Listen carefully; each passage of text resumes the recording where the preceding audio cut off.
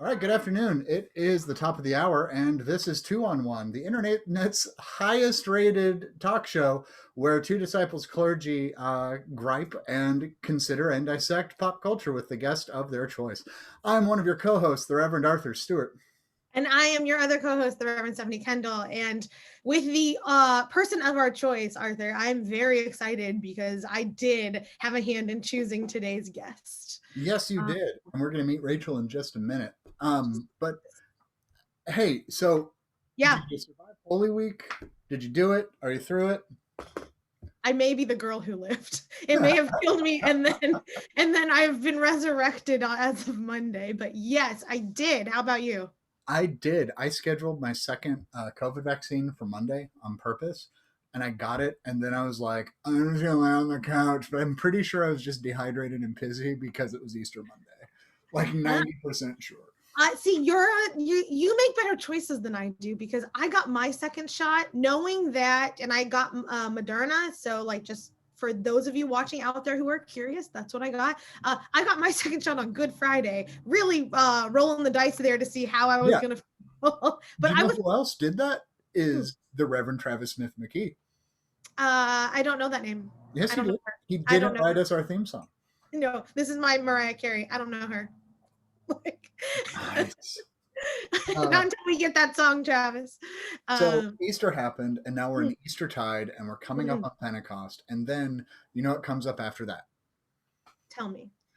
Well, some people call it Rain Tide or Kingdom Tide. Some people do Creation Tide and stewardship emphases. I like to call it Merca-tide because it's like Memorial Day through Veterans Day, and some churches just really get in that blurring of church and state lines. But it's Ordinary Time is our next season, the second half of the liturgical year. I love Ordinary Time. Yeah, why so? I do because my faith is extraordinary. And my relationship with God is extraordinary. And that for me, it happens even in ordinary time, reminds me, like, it humbles me in a way that, like, that relationship and that faith that I have is extraordinary. So ordinary time for me, it seems like a both the wrong way to label it because our time is always extraordinary, but I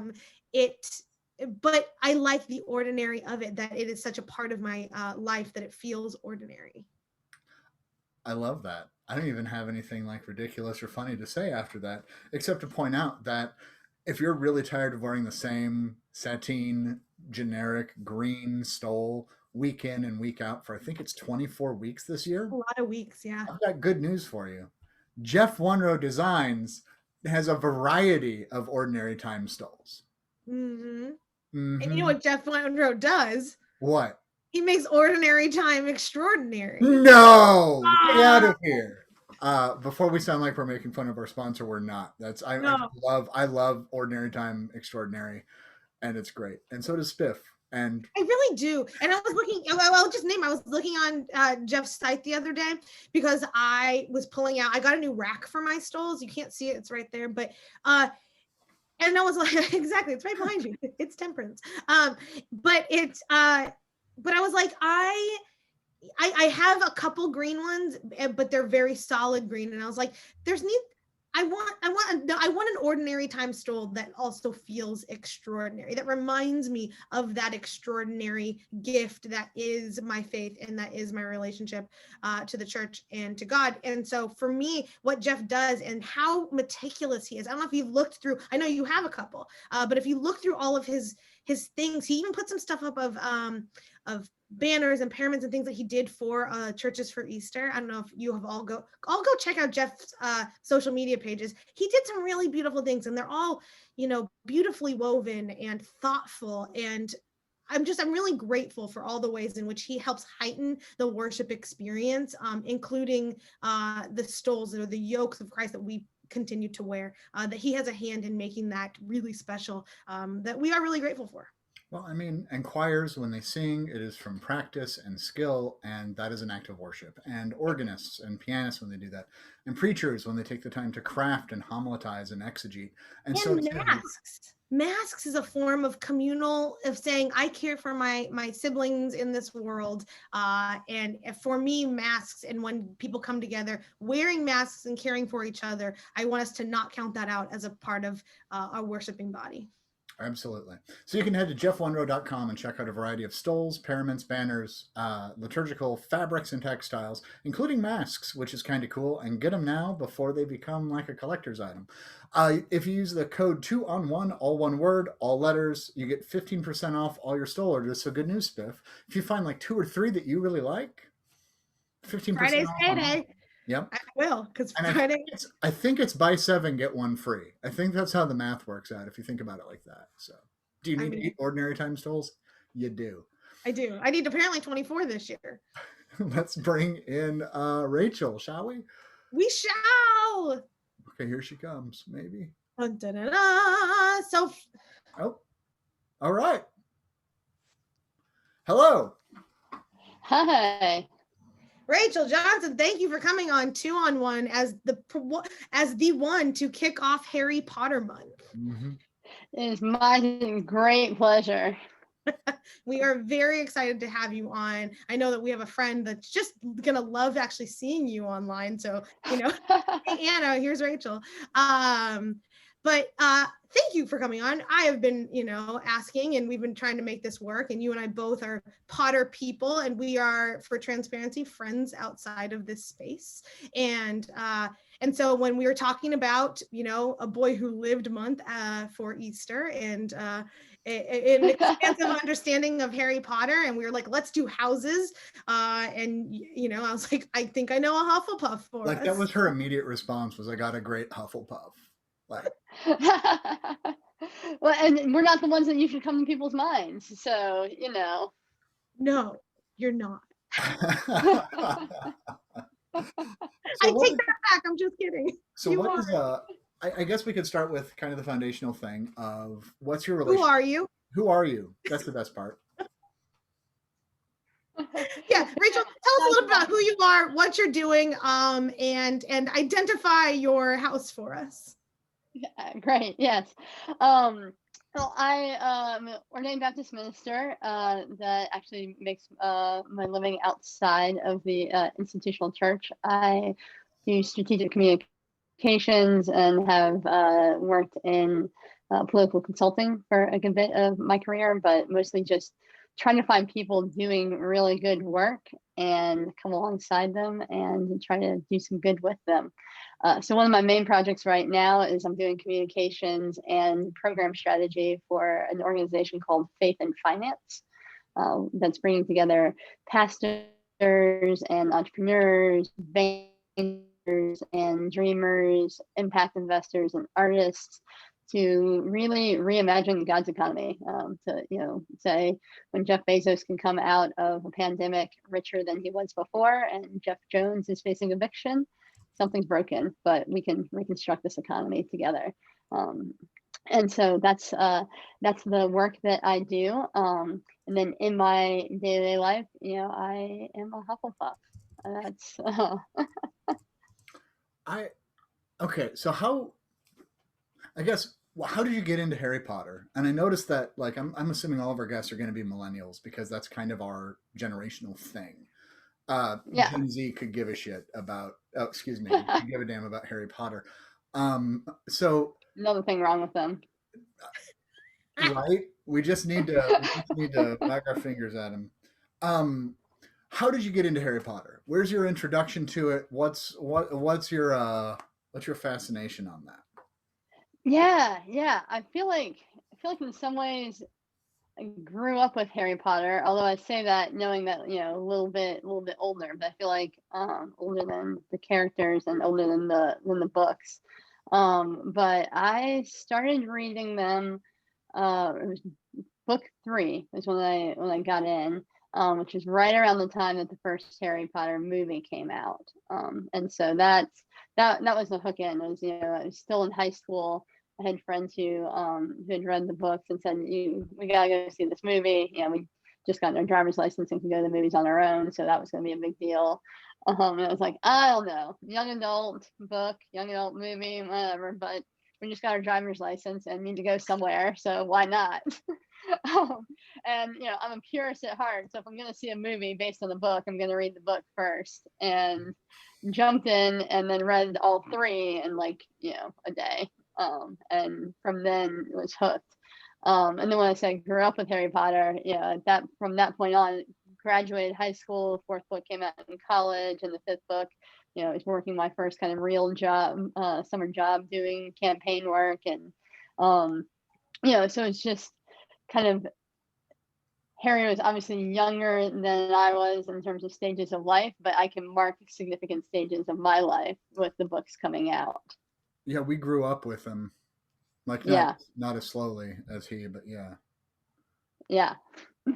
And I started with they're just really good stories. It's a captivating world of magic and wonder. But then I think part of when I also say grew up with Harry Potter is the books grow themselves, right, and deepen, and the theological language, the undergirding of the books that's there. You just started to appreciate really the depth and the beauty of the moral universe that J.K. Rowling was creating, not just the wizarding universe.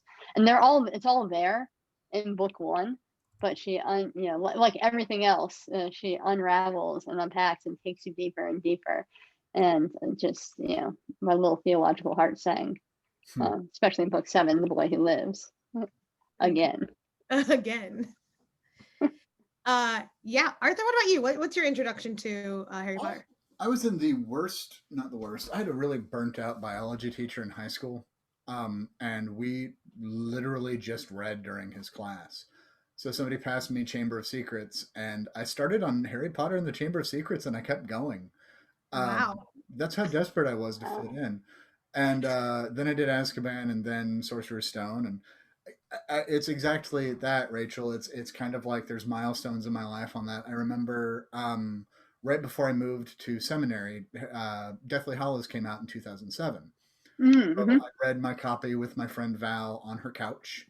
And I read faster than her. So when she'd be like, oh no, by the way, spoilers, she's like, oh no, about Hedwig, I'd be like, oh yeah, Dobby. She's like, wait, what? And it was, what can you do? Yeah.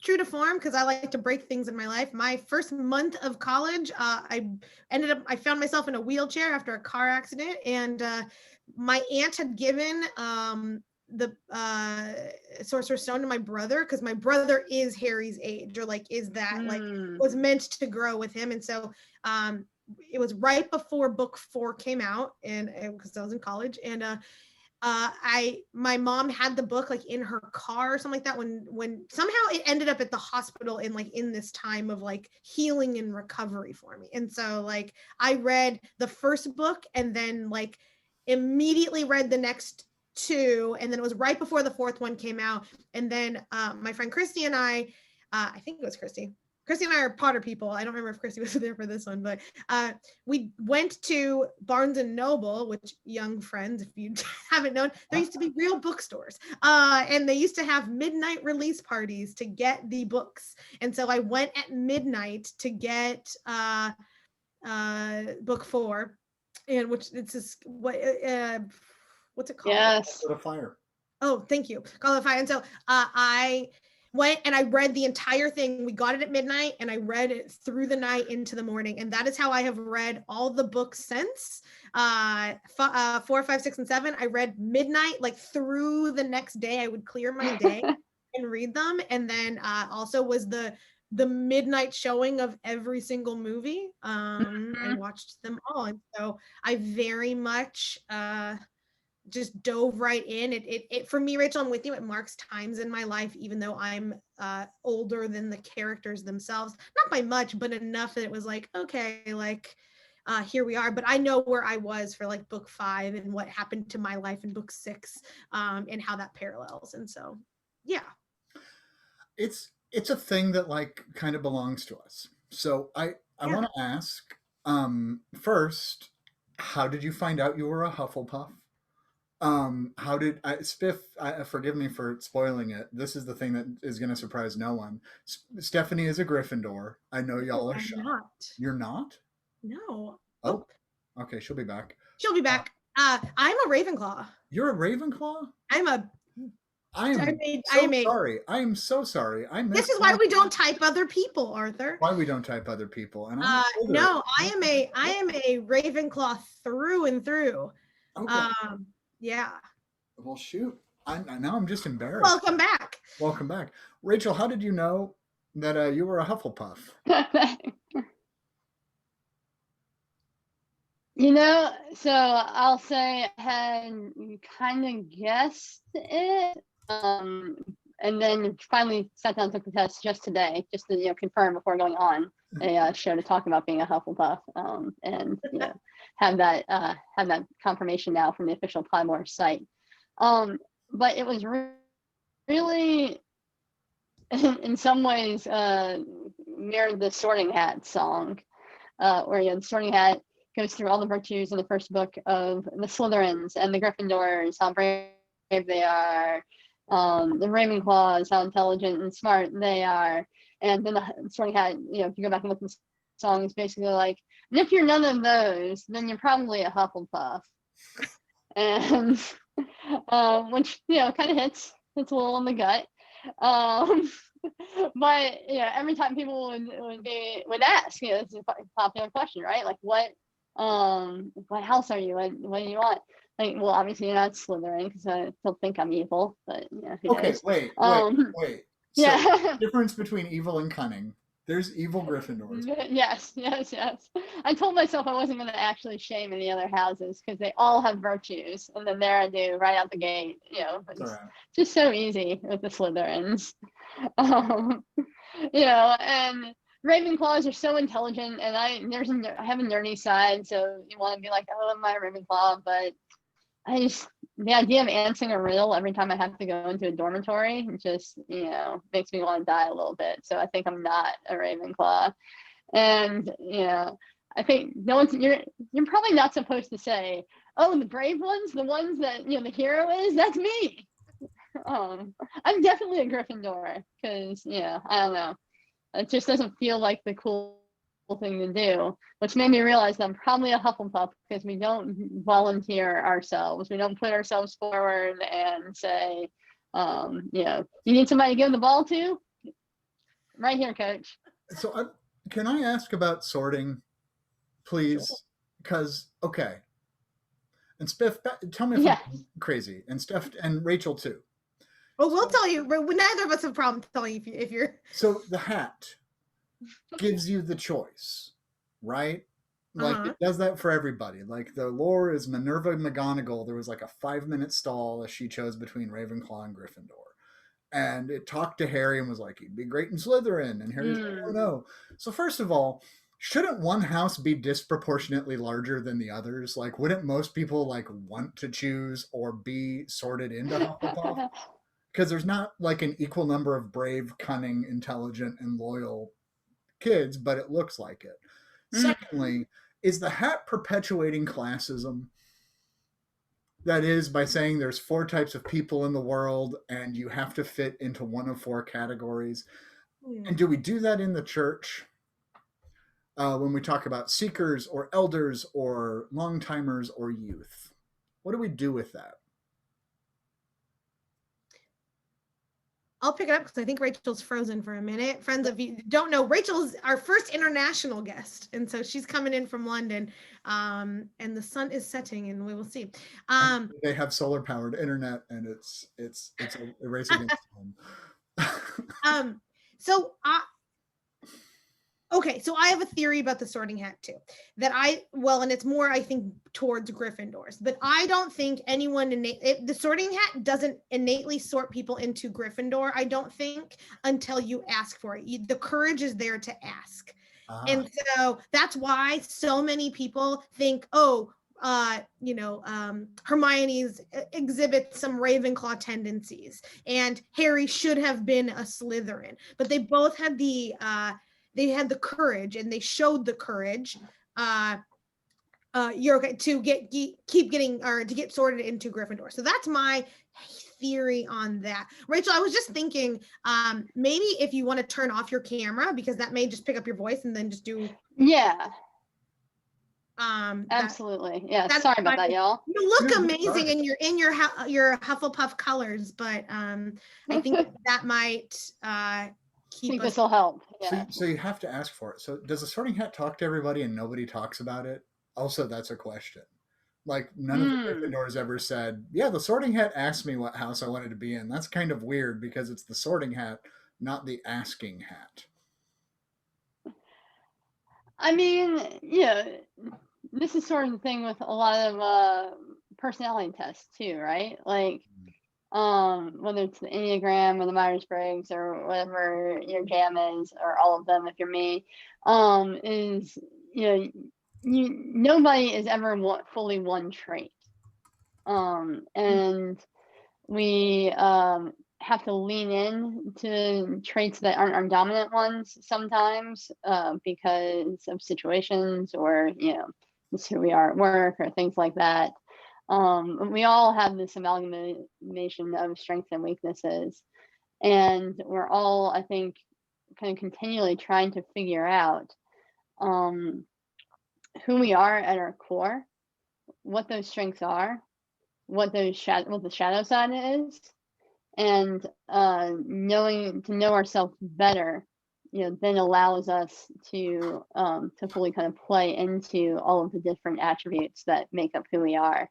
And I think maybe some of that, in terms of like the choosing with the Sorting Hat, is Harry Potter could have been really cunning and ambitious. Hermione could have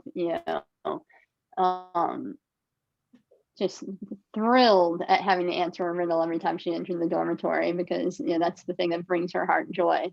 But it's sort of, who are you at your core, and how can you live into that to be the best version of yourself that then brings in all these other traits. Now, I think that might be a whole lot to put on an 11-year-old, right?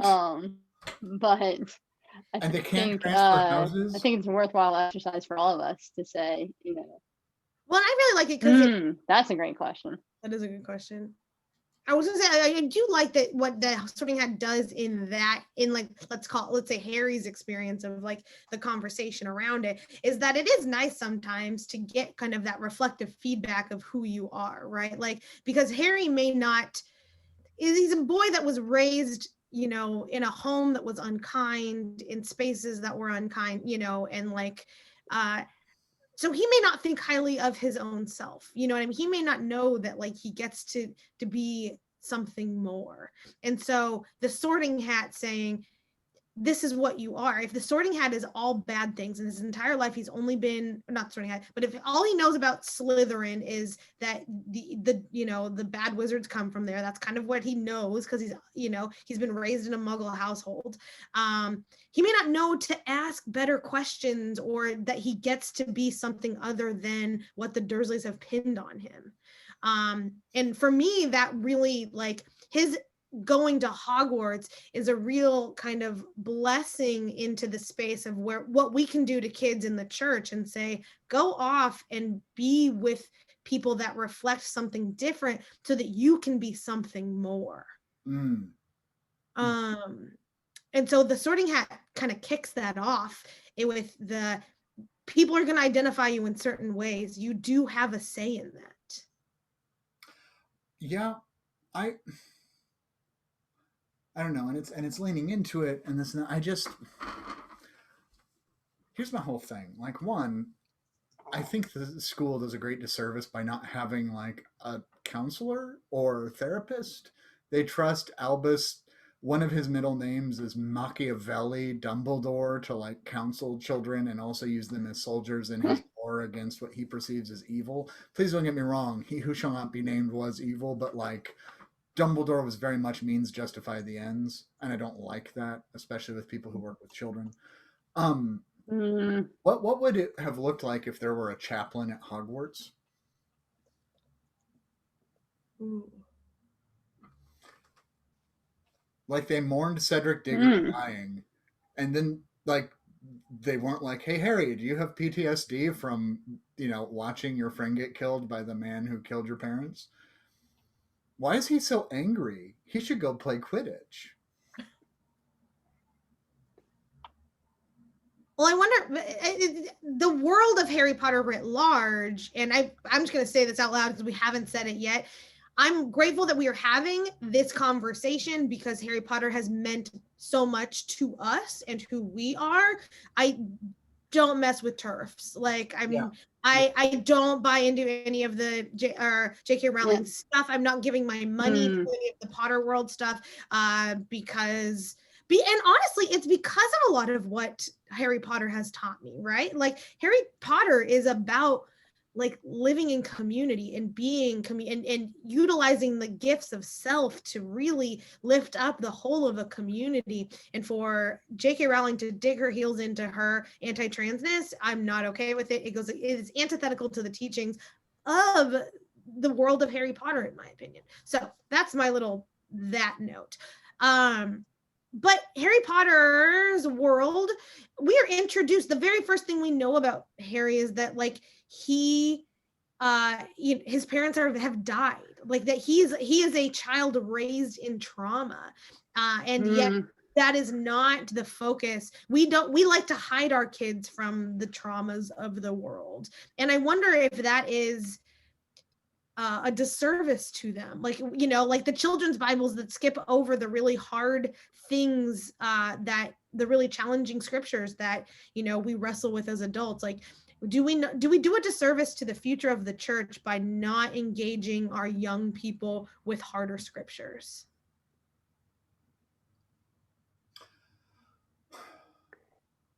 I think we do a disservice to our young people when we don't let them ask questions. And I think that when we tell the story as this is a nice prepackaged, here you go, the flood is so great. Look at all the happy animals going into the boat that the obedient man built. Let's not worry about why God is flooding the earth, but look, a rainbow. Don't look over the edge of that boat, kids. Yeah, don't solve the. Russell Dalton pointed out in our Christian education class that children's Bibles had until like through Victorian times always did the flood, but they showed like drowned children who were disobedient as a reminder to children to follow the rules. God, what do we do with this? But yeah, I think it's more of a why does this happen and asking why and answering why over and over and over. I don't know. Rachel, what do you think? Yeah, I mean, it's hard, right? Because I like what you said, Arthur, about allowing them to ask questions, and I do think there are reasonable questions about when to introduce children to some of the harder realities around grief and suffering and things like that, but questioning when to engage and denying that they're there are two different things, I think. And it goes back to sort of presenting Noah's Ark as this really happy story about a rainbow, and then all of a sudden you read it and you're like, no, it's not. Sure isn't. Because then there's this added layer of everything I learned isn't accurate. Whereas if we just don't teach that it's a happy story about a rainbow in the first place, then we can grapple with some of the complexities of it. And I do feel like that's going back to the whole idea of growing with Harry Potter.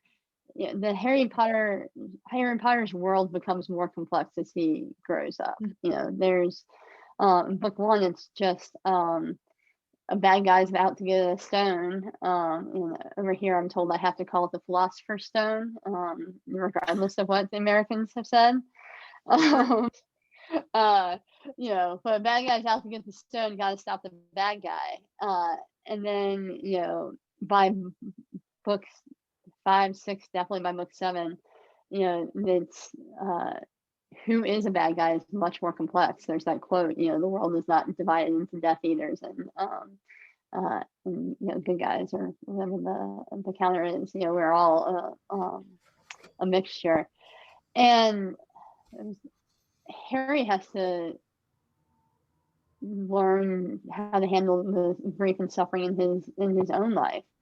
But that, I think, is where some of the beautiful theology comes in. And I totally hear you, Arthur, around your concerns about Dumbledore, but I think some of the most pastoral moments in the books are the Dumbledore-Harry conversations, towards the end of just about any book, when Dumbledore comes in and explains everything, and you're just like, oh, thank you. Oh, I get it now. When Harry has successfully defeated the bad guy who always attacks right before the end of term, thus canceling finals. Right, exactly. Yes. And Gryffindor wins the House Cup. Like Voldemort, attack in November. They'd never see it coming. They'd be like, but we haven't taken potions yet, sir. It'd be great. Well, and then they get the whole summer off, to really be like, where are the bad guys during the summer months? Well, Harry needs time. That's when they have to process. Yes, that's when they process. Yeah. Oh no, please. I'm sorry. I'm very opinionated about Harry Potter, and I beg your pardon, Spiff. I know. I think we all are. I think that's what the reason that this is in Harry Potter, what, like it or not, has informed so much of who we are as a culture, as people. Like when, you can ask people what your favorite house, or what house you've been sorted into, and most people have some sort of an answer. Whereas you can ask people like, what's your favorite book of the Bible? And people like, well, him and haw about it all that, like, oh, are you, yeah, oh, well, you, I know, but, and mine, but that's, like this, what, 2 Corinthians, yes. Oh, there's, for everyone keeping track at home, Arthur's back on his paw kicks. But so what do we do with, now I understand that it's by location, but often people go to church by location anyways. But had Harry not wanted to go to Hogwarts and wanted to go to, is it Ilvermorny, or I forget how to say, but like one of the other schools, what do we do in churches when legacy people, the children of people that have maybe built our churches, or who have given the most, or who have been faithful participants, or maybe the pastor, when they want to, or what do we do when people want to go outside of the traditions that they have been raised in? What should we? I'm thinking more along the lines of just, what about different denominations? What does it mean to check out other spaces when you've been raised in one? Bless it. Yeah. Why do we find it hard though? Because we're selfish with relationship. Because we have to be. Like it's there are people. And there's always the fear that if our people go, we won't have new people. And ultimately we're social and selfish beings. Arguably. And plus, there's the implication that if John Smith goes to First United Methodist instead of First Christian, well, we're doing everything wrong at First Christian, right? Yeah. And therefore, like, if John thinks we're wrong, maybe we're wrong about a lot of other stuff. That's not true. Different strokes, different folks. Yeah, I think that's part of it. Challenges are. I think it goes back to that idea of being grounded in your own identity. And when we are really grounded in who we are and who God created us to be, then the idea of something that is different from that shouldn't be threatening, because it is God created too. But we have a really hard time being grounded in who we are, and we need affirmation, which means we need other people to say, yeah, I'm like that too. and you're like, okay, cool. And if this is who I am, and everybody around me is like this, then I'm doing something right, and I'm okay. And that idea that someone will say, no, I need to feel more at home somewhere else. It almost becomes an attack on identity, which is ridiculous, but also all too human. I was watching, I will name that I was watching the movies. I wasn't reading the books last night, but I watched Goblet of Fire, and when Harry learns that there are other wizarding schools, it's an eye-opening moment for him. And and I think that for me, I always kind of glossed over that there are other schools, but as someone who in their own faith journey kind of bounced through different Christian denominations, through I went to synagogue. I had nothing tying me to anywhere, so I could have gone anywhere I wanted. So I went with raised by Muggles. Yeah, I was raised by full Muggles. My mom is a happy Slytherin. Like, she is so into Slytherin. It's very funny. But yeah, so I got to do that, and I wonder, how I just what that teaches us when we learn that there are other wizarding worlds that we didn't even know of, right? Like, what is our commitment to curiosity, to those spaces as a form of who we are and how we are meant to be in this world? Because Hogwarts, I think, going back to Arthur's question of like, does it kind of set up a class system in a way, right? That in its own internal struggle, yeah, it does. And furthermore, it keeps you like, you have so many allegiances within this one little space, right? I'm a Slytherin. This is my favorite class or subject, or I'm meant to be 4. Yeah, I'm an Enneagram 3. I'm like all the silos that we have. And then you put on to, the question of like, what does it mean when I encounter these people who don't even function in the same structure? They don't, Durmstrang does not have the 4 houses, right? So like, it doesn't mean anything to them that Harry is a Gryffindor, only that he is a Hogwarts student. And so for me, that it looks a lot like the church, when we're like, well, I am a disciple and I believe this way, but there are other disciples that believe other way, and there are Baptists. And once I had a really good friend explain to me all about Baptist history on a floor call. Rachel, do you do the thing where like you think like Thomas Jefferson was a Baptist? He was not a Baptist, but the Virginia Baptists greatly influenced him, and the Virginia Declaration of Religious Liberty. True. When I say I have a friend, I mean I have a Rachel Johnson who was at my home. When you're stateside, we should talk more about it, because I want to go full nerd. Excellent. I want to come back to the Hufflepuff characteristic, if I could, for a second. So I like the idea, and Rachel, you might have missed it on a reconnect. Spiff suggests that Gryffindors choose to be in Gryffindor, like they have to be brave enough to name it.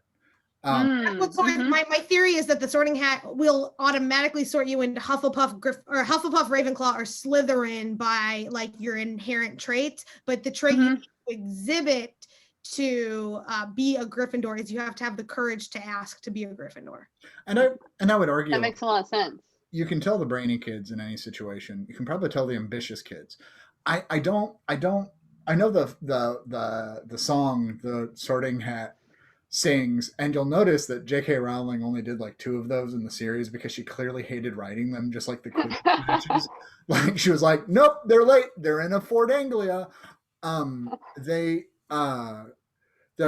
first song was like, and Hufflepuff said, "I'll take the rest." My friend Aaron is a Hufflepuff, and he's somebody who I admire the most in this world, I think. And he was like, or the Hufflepuffs are the people who are just fine being human. They don't have to define themselves by a specific characteristic.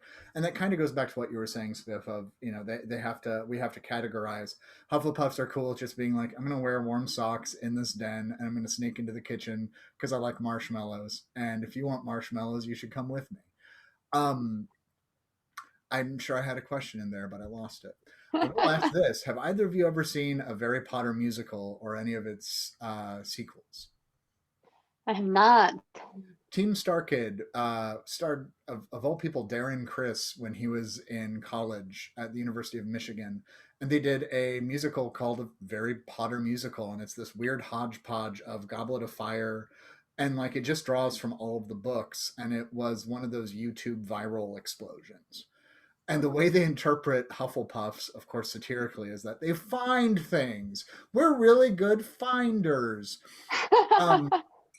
If we're going with the metaphor, and I don't think it's fair, and I want to get pushback on it, if we're going for the metaphor that Hufflepuffs are just the folks who show up, what does it mean? And I mean the people who show up consistently and they show up for each other and they build. They're loyal, and one of their things is that they are loyal, like one of their traits. So what do we do? Yeah. How do we equip people to be able to find? Right? How do we build seeking and exploration? And maybe it's that ethic of curiosity that keeps popping up in our conversation, Spiff. How do we develop that? Because the church is so damn rote sometimes with tradition and interpretation. What would you think we could do to shock ourselves with what we find? Yeah. I don't know if I have an exact answer to that question, so I'm gonna say something else instead. But what this brings to mind for me is that in some ways Hufflepuffs they don't have the sexy traits, right? Like loyalty is a trait. Yeah, hard work. Those are patience. I was about to say hard work and loyalty are patient traits, and Hufflepuffs are patient too.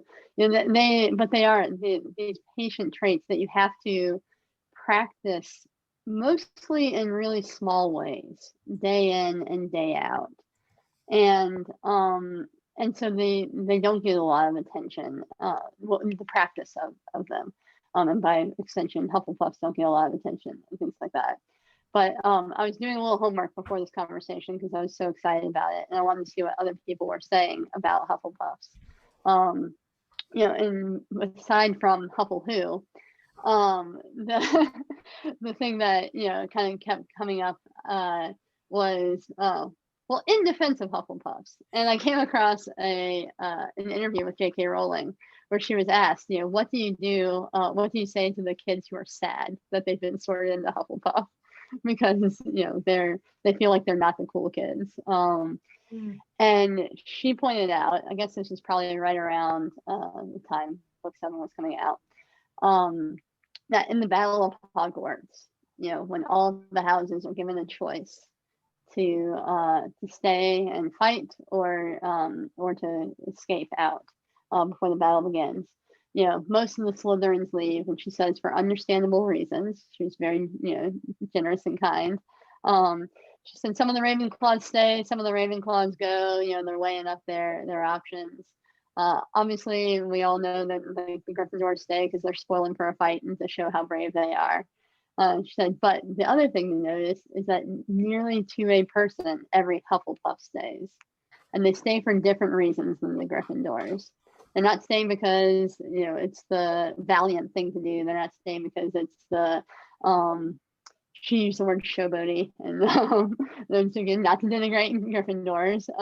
So they stay for very different reasons, and I think it's because they practice those patient virtues of loyalty, of doing what's right, and doing what's right in the small ways builds the muscles to do what's right, when it's on the line. And I feel like that should be what the church is about.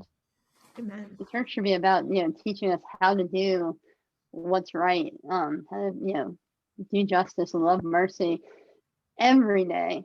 Because, we're not a Battle of Hogwarts is going to come along maybe once in our lifetime maybe. But when it does come, that's not going to be the time to be like, oh, wait, how do I be brave? Yeah. So, okay. So when's the last time that you had a study or heard a sermon on long suffering?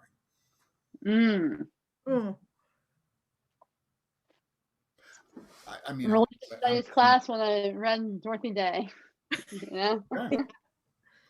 I this is again just opinion rather than a question. I think the church has traded for the sexiness of easy answers as opposed to, yeah, patience is hard. Mm-hmm. I'm going to be working with my church when I'm back from vacation on forbearance for like 6 months. Mm. Every meeting starts with 20 minutes on this is how we learn to live with each other when they're wrong. Mm. Well, yeah, the church doesn't do patience well. No. Right? I mean, like that, like it's just not a virtue that we hold up. I did a sermon series a couple years ago where I used the same sermon, or not same sermon, but the same scripture for all of my sermons. It was my God is Still Speaking sermon series. I think I did 4 sermons on the same scripture. Was it Revelation? It was not. It was some. I don't remember. I honestly can't even tell you what it was. But it was one of the this, like, it was like a John 3:16. It was something that, like, everyone, I picked something intentional that everyone knew and everyone uses kind of in their day-to-day. And my people, even though I worked so hard on that sermon series because I wanted to make sure that it was very different and, you know, it brought a new context every single week. You were listening to God in new ways, and my people were just like, okay, but when is this over? Like, and not that they appreciated it, they did. This is not a slight on them, but they very much were like, we want something else. And it's like, we want to get to the next thing. We want to get to the next thing, and I don't blame them because I did too. And yet it was a patient. It was, you know, how often, I guess, is the question, are faith leaders being patient or modeling patience for the congregation besides maybe Lent, right? Like, we just went over this, like, you know, 40 days of where we're essentially supposed to be really patient and reflective and things, and yet it's a time of frenzy for all of us. And it, like, what would it look like to bring patience as a pillar virtue back into the church? Yeah. So well, yeah. And can I throw something else on top of that? Always. Do you think Hufflepuffs are the only ones at Hogwarts who know how to grieve? Ooh. So I noticed something in the books, and this seems kind of strange, but and this is remembering from years ago. So if I'm wrong, please let us know. Send an email to 2on1project@gmail.com. Tweet at us, Facebook us, whatever. To be fair, Rachel will probably know because we want Rachel's my person that holds me accountable when I'm like, what about this? Rachel knows all the names of things. So Hufflepuff starts to, like, decrease in the last 3 books. Like, they show up for the Battle of Hogwarts, but they stop being, you know, the joke is always there's good guys, bad guys, nerds, and meat shields, and those are the 4 types of people. But like Hufflepuff, we never see their common room. We don't ever, and it's after Cedric Diggory dies, and it's one of their, like, that was their chance, and I think they're grieving. Like we just don't hear about them at all in what is it? Not Half-Blood. Before that. Chamber, no. What is number 5? Order of the Phoenix. Order of Phoenix. There, like, I think there's a couple of token Hufflepuffs, but it's mostly Ravenclaw and Gryffindors in it. Well, Tonks is a Hufflepuff, so it was Tonks. Yeah, but I mean active. Yeah. I mean, Hufflepuffs are, like, largely the filler characters, right? Like, yeah. Which I think there should be some. Arnie McMillan. Yeah, Ernie McMillan. So you get reference to them, but you forget that he's in Hufflepuff. You know, Hannah Abbott. You know, folks like that. And yeah, it's that's interesting about the grief. Because grief takes time, and I don't have time for it personally. Yeah. Well, I mean, I think going back to that kind of idea of patient virtues or slow virtues, you know, I don't think it's a coincidence that Hufflepuff's common room is right off the kitchens. You know, I don't think it's a coincidence that their ghost is the Fat Friar. You know, they really do kind of embody monastic life in some ways. And then it's, you know, so it's how do you do community over food? You know, the Professor Sprout is the head of Hufflepuff, and so there's this connection to the earth and to gardening that we get. Aren't the 4 elements like line up? Gryffindor's fire, Slytherin's water, Ravenclaw's air, and Hufflepuff is earth. I hadn't heard that, but that makes sense. I didn't hear that either, but it does make sense. It at minimum makes sense for the Hufflepuffs for sure. Yeah. Pardon me for interjecting. I really like where you're going with this. Yeah, no. It's just I think there is that connection to how do we do life together, and together taken very expansively with how do we pay attention to the ecology around us? How do we pay attention to our food? How do we pay attention to one another? So yeah, I bet the Hufflepuffs did, after Cedric, go back to their common room and grieve together. And you don't see it. That may be telling of what, I'm not sure. Well, and Hufflepuffs are really content, in my experience of reading them and watching them. Like, they're very present, and so I think the curiosity in them and that loyalty lies into the fact that they're the ones that are like noticing all the things. The reason that they're still there is because they know how to operate within those spaces. Like, Gryffindors are just like, let's go do the thing. Ravenclaws are too in our head. What if this happens? What if that happens? Like, let's plan and plan and plan until we are, we have no more plans. Slytherins are probably behind it. Whatever. There's something there, but the to call the Hufflepuffs kind of the like fillers is, I don't think it's a bad thing, because the fillers get to actually like notice what is happening. You have to, it's kind of like, Rachel, this is you double time. Like, on a staff, you really want to have a 9, an Enneagram 9, because they see the other people. They will name who is missing. They will name, like, what kind of blind spots have you been operating with. And I think that Hufflepuffs do that too. They can say, oh, well, this happened over here. Remember when this happened? Or I saw these people, like, they're curious to their community, because community is essential to who they are.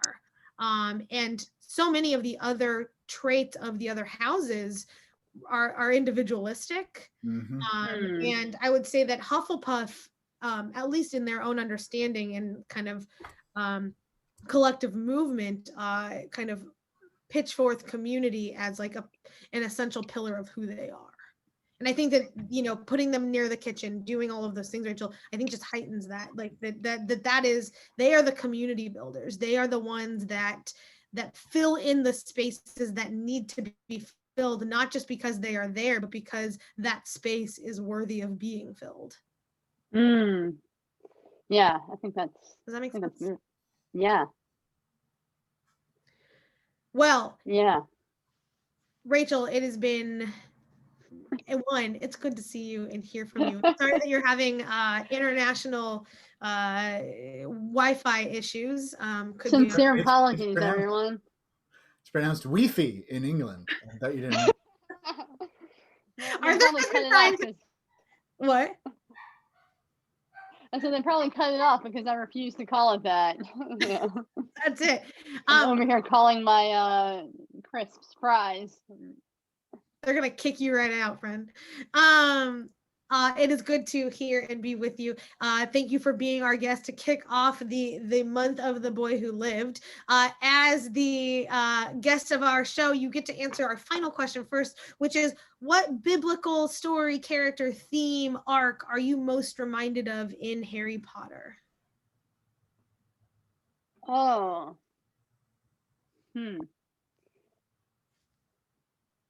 That,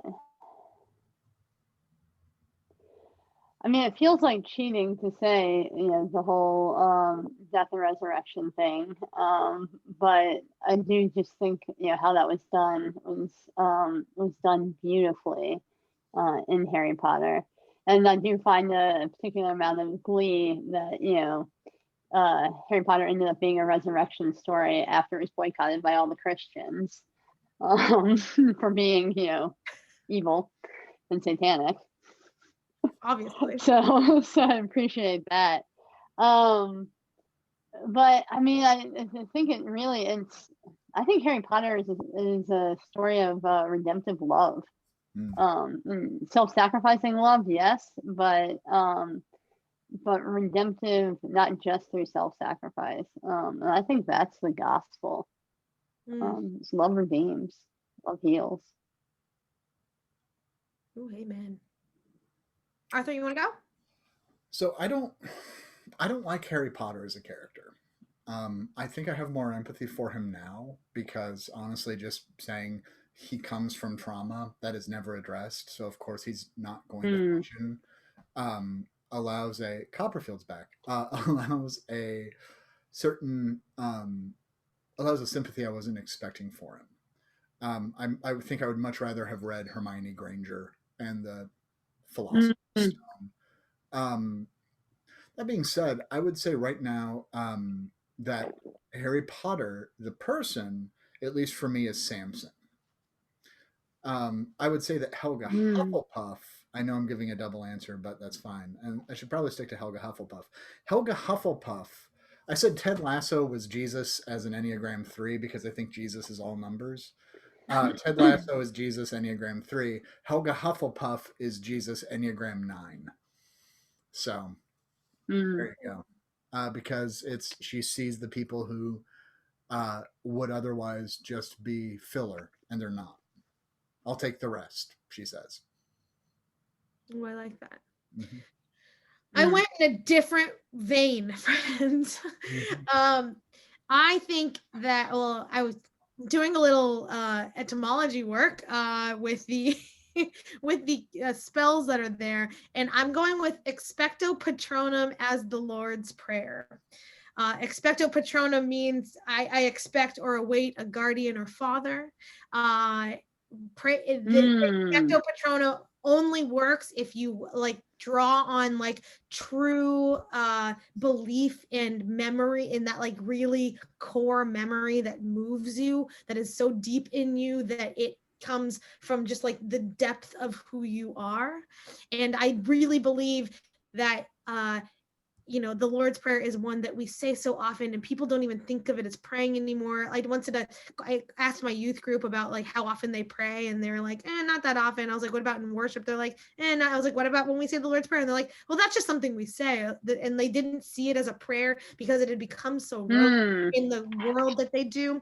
And so for me, the Lord's Prayer is such a functional prayer and does work when you have that faith and that hope in it too, and that tie to it to make it so. And that for me aligns also with expecto patronum, that it only works when you have the faith in it and that real connection to it to make it work. Hey, by the way, real quick, what would be your patronum, or patronus rather? Mine's a black swan per Pottermore. Mine's a raccoon per I love raccoons. I also really like that for you. Oh man, I don't know that I know yet. I need to think of that. Probably something that's connected to the ocean. Yeah, it's the Loch Ness Monster. I'm sorry, that's what it is. Well, let us know if it is Nessie, or reflect on it. We'd love to let our viewers and listeners know as well. I'm going to put up our thing. As I say, Rachel Johnson, it's been a pleasure to have you on 2-on-1. Hey, friends, if you like 2-on-1, you should smash that like and subscribe button. We are on every single podcast platform. You can find us on Facebook. You can find us on Twitter. You can find us on Instagram, whatever that is. We're also weirdly on LinkedIn. We're not, but now I think we should be. I'll let you take care of that one. So coming up next week, we have a returning guest. It's Charles Anthony Bryant, isn't it? It is Charles Anthony Bryant coming in as it is we're going to turn this 2-on-1 into a different sort of 2-on-1. It's 2 Ravenclaws on 1 Slytherin. Charles Anthony Bryant will be with us next week. And Rachel, thank you so much for coming. We are such a pleasure. And thank you so much, everybody. All right. All right. See y'all next week. See you next week. Goodbye, everybody.